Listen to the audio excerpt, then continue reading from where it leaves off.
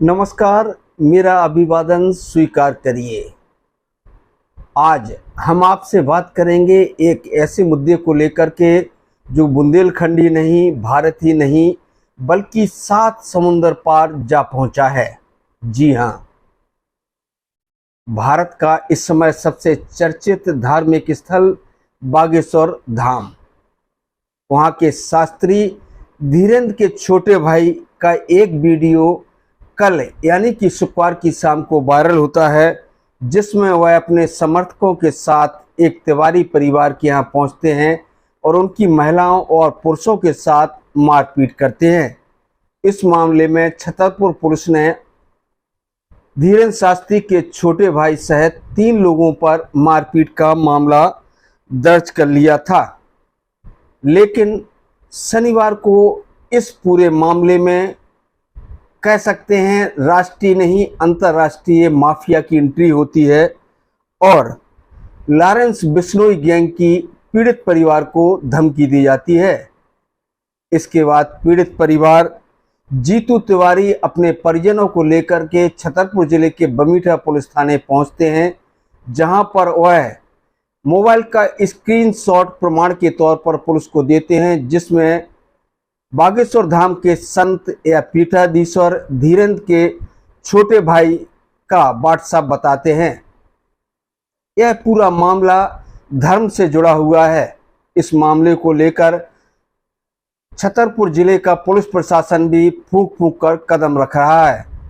कल इस मामले में जहां 3 लोगों पर मामला दर्ज कर लिया गया था, वहीं आज इस मामले में लॉरेंस बिश्नोई की एंट्री होने के बाद पुलिस भी चौंक गई है। छतरपुर के पुलिस अधीक्षक ने मीडिया को संबोधित करते हुए कहा कि स्क्रीनशॉट की जांच कराई जा रही है। अगर यह सत्य होता है तो बागेश्वर धाम के संत धीरेन्द्र के छोटे भाई पर मामला दर्ज किया जाएगा। शाम होते होते शनिवार को बागेश्वर धाम के संत और धीरेन्द्र कृष्ण शास्त्री का एक वीडियो संदेश भी सोशल मीडिया पर आया है, जिसमें उन्होंने कहा कि भारत में कानून है और हम कानून के साथ खड़े हैं। लेकिन सवाल खड़ा यहाँ पर एक होता है कि धीरेन्द्र शास्त्री के छोटे भाई द्वारा जब एक दलित के परिवार के साथ मारपीट और धमकी दी गई थी, तब भी उन्होंने एक वीडियो संदेश जारी किया था और इसी तरह के शायद कुछ शब्द बोले थे। इसके बाद धीरेन्द्र शास्त्री के भाई टोल टैक्स बैरियर पर पहुंच करके मारपीट करते हैं। उसका वीडियो भी सोशल मीडिया पर वायरल हुआ था, लेकिन उस मामले में धीरेन्द्र शास्त्री का पक्ष नहीं आया था। 2 घटनाएं होने के बाद जब धीरेन्द्र शास्त्री दुबई जाते हैं तो इसी अपने छोटे भाई को साथ में लेकर जाते हैं। अगर वह कानून की बात करते हैं और कहते हैं कि कानून भारत में काम कर रहा है, तो फिर आखिरकार अपने इस गुंडागिर्दी करने वाले छोटे भाई को क्यों विदेश लेकर गए थे? सबसे बड़ा सवाल यह खड़ा होता है। सुनिए, सबसे पहले आपको सुनाते हैं गड़ा गांव के रहने वाले पीड़ित जीतू तिवारी को, जिनको आज लॉरेंस बिश्नोई गैंग की धमकी दी गई है। क्या कहा जीतू तिवारी ने? क्या नाम है आपका? जीतू तिवारी। थाने क्यों पहुंचे फिर से? कल से एक विवाद लगातार चल रहा है, क्या है ये पूरा मामला? हमारे घर हम लोग घर गए थे तो हमारे वहाँ पे आए कुछ लोग, उन्होंने धमकी देते हुए गाड़ी से स्पीड में आए, बोले हम आ रहे हैं, गंदी गंदी गालियाँ दी हैं तो मैं भी उठा लेंगे। और सालिग्राम महाराज का व्हाट्सएप पे मैसेज भी आया है कि अब तुम्हें 72 घंटे में घर से उठा लेंगे, जान से मार देंगे।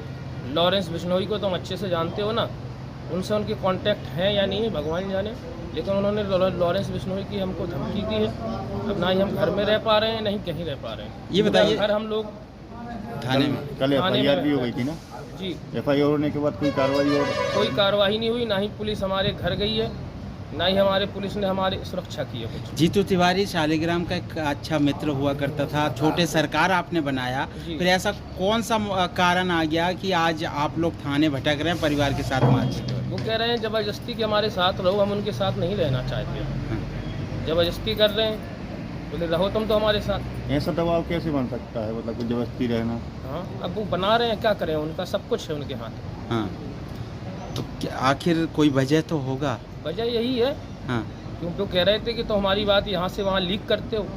हमने कहा हमारी कॉल डिटेल निकालो, उन्होंने कॉल डिटेल निकाली, उसमें कुछ नहीं निकला। हाँ तो कह रहे हैं कि अब ठीक है, अब कुछ नहीं निकला, तुम आ जाओ हमारे साथ रहो। उनके वैसा कैसे, एक बार आपने हमें निकाल दिया, अब कह रहे हो अब दोबारा आओ।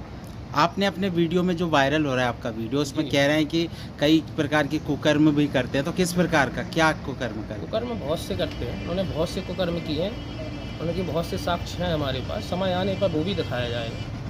अगर नहीं मानते हैं, ये नहीं सुधरते हैं, तो ये भी दिखाया जाएगा। हैं? धाम का नाम तो बदनाम हो रहा है ना। इसीलिए तो नहीं कर रहे हैं ना कुछ, हाँ कि धाम का नाम बदनाम ना हो। तो वो तो वैसे भी हो रहा है। तो क्या करें, धीरेन्द्र कृष्ण शास्त्री खुद उनको सपोर्ट करते हैं। हाँ। उनके घर गए थे हम, हाँ। उनसे मिलने गए थे, वहाँ के सीसीटीवी फुटेज निकालो, 4 घंटे बैठे रहे उनसे मिलने के लिए। इसके बाद वो मिले हमसे। सबसे पहले धमकी कब मिली थी आपको? परसों मिली थी हमें रात। फिर उसके बाद आपने महाराज जी धीरेन्द्र को- कृष्ण शास्त्री महाराज जी के यहाँ गए, 4 घंटे उनके यहाँ बैठे रहे। इसके बाद वो मिले, उन्होंने कहा कि वो पागल हो चुका है, उससे दूर रहो, वो मार भी सकता है तुम्हें, हाँ कुछ भी कर सकता है। हाँ हमने उनसे कहा कि कहाँ जाएं हम, आप बताओ। नहीं, घटना के पहले आपने शिकायत की घटना थी? के पहले हम उनके यहाँ गए थे, तो उनकी माँ के यहाँ गए। तो उनकी माँ जी के यहाँ गए, उनसे भी कहा, वो कह रही थी नहीं कुछ होगा। 10 मिनट बाद वो अपनी पूरी फौज लेके आ गए हमारे घर। अभी आपने गड़ा गांव के पीड़ित जीतू तिवारी को सुना और उन्होंने बताया कि कल उनके परिजनों के साथ किस तरह धीरेन्द्र शास्त्री के भाई ने मारपीट की थी अपने गुर्गों के साथ। इसके बाद उन्होंने एक सोशल मीडिया पर पोस्ट की। इसके बाद उनके छोटे भाई सालिग्राम ने उन्हें व्हाट्सएप पर लॉरेंस बिश्नोई गैंग की धमकी दी है। इसके बाद पुलिस भी सतर्क हो गई है और क्या कहते हैं छतरपुर के पुलिस अधीक्षक, आप भी सुनिए। तो लेकिन मामला सामने आया है, शालिग्राम गर्ग धीरेन्द्र कृष्ण शास्त्री के भाई हैं, उन्होंने धमकी उस व्हाट्सएप ग्रुप के माध्यम से जीतू तिवारी को दी है। क्या पूरा घटना शिकायत भी की है थाने में जाकर, क्या पूरा मामला है? ये इस प्रकार का एक स्क्रीनशॉट संज्ञान में आया है, तो उसकी पूरी जांच की जा रही है और जांच के बाद अग्रिम कार्रवाई की जाएगी। सर, कल मारपीट की शिकायत भी की थी, उनका आरोप है कि पुलिस ने वैधानिक कार्रवाई नहीं की है, अन्य धाराएं भी नहीं लगाई जो लगना चाहिए थी कल उसने की। कल जो वीडियो और जो फरियादी थे उनके कथनों के आधार पर FIR हुई है, उसमें सुसंगत धाराएं लगाई गई हैं और चूंकि अभी इन्वेस्टिगेशन में है तो आने वाले समय में यदि अन्य साक्ष्य भी सामने आएंगे तो उस प्रकार की धाराएं और उस प्रकार की वैधानिक कार्रवाई की जाएगी। सर, लॉरेंस बिश्नोई गैंग की भी अब इसमें एंट्री होगी बागेश्वर थाने में।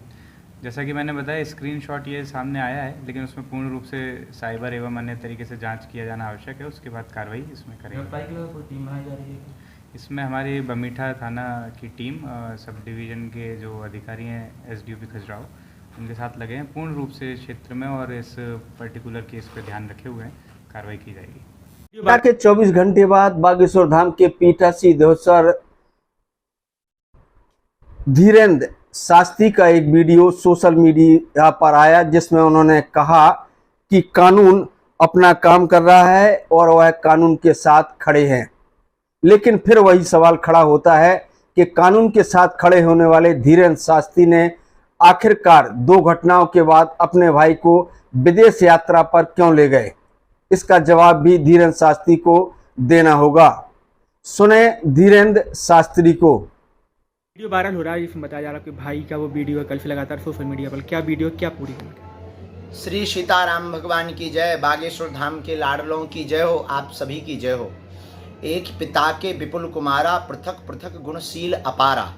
रामचरितमानस में गोस्वामी जी कहते हैं कि एक पिता के अनेक पुत्र होते हैं, उनके सभी गुण अलग अलग होते हैं। हम अपने भाई के इस व्यवहार से, इस प्रकार के वर्ताव से बिल्कुल भी प्रसन्न नहीं हैं और हमारा मन क्षुब्ध भी है, हमारा मन बहुत ज़्यादा पीड़ा में भी है। इस विषयों को लेकर के हम तो यही कहेंगे, भारत में कानून है, हम कानून के साथ हैं। कानून को कठोरता के साथ वैधानिक कार्रवाई करनी चाहिए और जांच करनी चाहिए। हम भाई के साथ नहीं हैं, हम कानून के साथ हैं और इस प्रकार के कृत्यों से हमारा मन बहुत ज़्यादा क्षुब्ध है, क्योंकि हम अपनी यात्रा पर निकले हैं। हम अपने जीवन की एक ऐसी यात्रा पर निकले हैं जिसमें लक्ष्य और लंबी तय की दूरी है, जिसमें संघर्ष बहुत ज़्यादा है। इन संघर्षों में ही पड़े रहेंगे तो हम अपने कार्य हिंदू एकता नहीं कर पाएंगे, सनातनी एकता नहीं कर पाएंगे। तो हमारी प्रार्थना है कि कृपा करके गांवदारी का, हमारे परिवार का, हमसे जुड़े हुए लोगों का विषय हमसे ना जोड़ा जावे। उनके गुण उनके कर्म सबके अपने अपने कर्म को भोगना पड़ता है, वो पाएंगे। और हम तो कानून के साथ हैं, कानून इस पर कठोर कार्रवाई करे।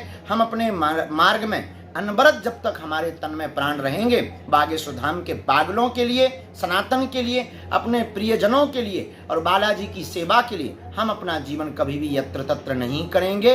हम कानून के साथ हैं। प्रशासन को हमारा कहना है कि आप पूर्ण रूप से जांच करके कठोर कार्रवाई करें, हमारा आपके साथ है।